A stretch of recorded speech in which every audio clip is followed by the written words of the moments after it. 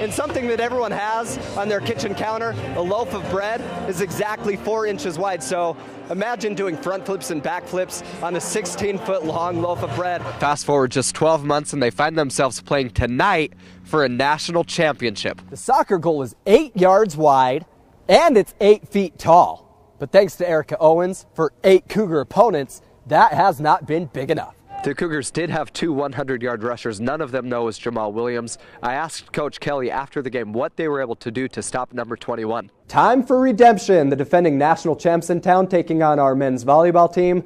Cougs v. Anteaters. To the field house we go. Abend sei Sean von Tim Daubert. That's German for have you heard of Tim Daubert?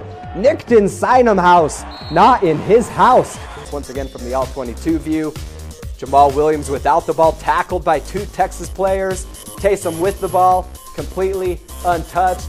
And look at this, he could go all the way. Yes, I had to do it. Up next is UConn, President Obama's pick to win it all. What's the mindset heading into this Sweet 16 matchup? I think more than anything, just to go out there and give our best. I officially welcome you to the San Diego Toreros Hit Parade. 14 batters, 7 hits, 7 runs, all in the second inning alone. New pitcher, same story. San Diego led this one 9-0. You see a perfect pass here, puts all sorts of pressure on these USC blockers because BYU's offense has all sorts of options. And the star of the show herself gave me a call fresh off that 10th place finish. I asked her about the Olympic experience and particularly about the opening ceremonies.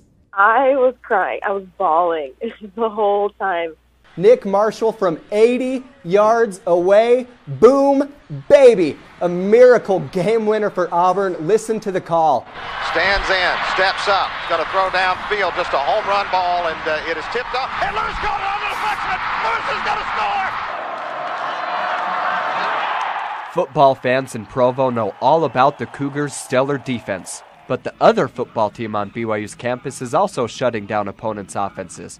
The BYU women's soccer team has won 4 straight games and has not allowed a single goal during that streak. We are doing better than I thought we would. I didn't think that we would be getting shutouts like we are. Senior goalkeeper Erica Owens turned the shutout streak into a West Coast Conference Player of the Week award. It's a big honor, obviously, to be listed as one of the few players that the West Coast Conference recognizes. It's an honor well-deserved for Owens. She has a way of frustrating opponents with her incredible saves. The soccer goal is 8 yards wide and it's 8 feet tall. But thanks to Erica Owens, for 8 Cougar opponents, that has not been big enough. Owens leads the WCC with those 8 shutouts. She's also the leader in fewest goals allowed. If I do make a mistake, she'll be there to pick up my mistake and save us. Those saves by Owens may potentially carry BYU on another deep run come playoff time. I don't think another run in the NCAA is potential. I think it is going to happen. Erica, this reporter stands corrected. From BYU's campus, Dave Neeley, CougTube. Imagine you're a 6th grader, and when you show up to school one morning, you find out that instead of doing math and science, you'll be playing football with Jamal Williams and Taysom Hill. That's exactly what happened for more than 1,000 6th graders yesterday at the annual BYU Sports Hero Day. BYU. Hill.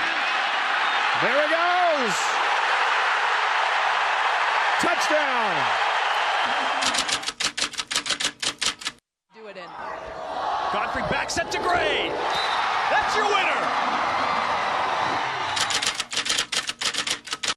Williams. How about a touchdown run? Why is it called Sports Hero Day? Some research that we did a few years ago determined 6th graders have heroes, and that's kind of their hero stage and where they really look up to people. And we kind of took that idea and went, oh, well, a lot of kids look up to sports heroes. 1,200 of those 6th graders got to meet some of those heroes, bringing smiles to their faces. How many guys like to dance? And thanks to J Swag Daddy, maybe even a few new dance moves. But it's not just the kids that appreciated the experience. This just helps me more to be a good person and to stay on the right path. More than 100 BYU athletes from 11 different teams passed, putted, and served with the kids, showing that their reach goes far beyond the playing field. it's a big deal to us as athletes to get to interact with them, and it means a lot to us to see how we can influence them in their lives. Their messages were simple. You don't need to be a sports hero. You can be a hero just in everyday life and being a good person and a good character. You just need to be you. You need to become the best you that you possibly can.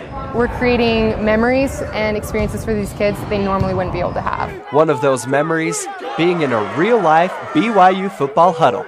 On the BYU campus, Dave Neeley, CougTube.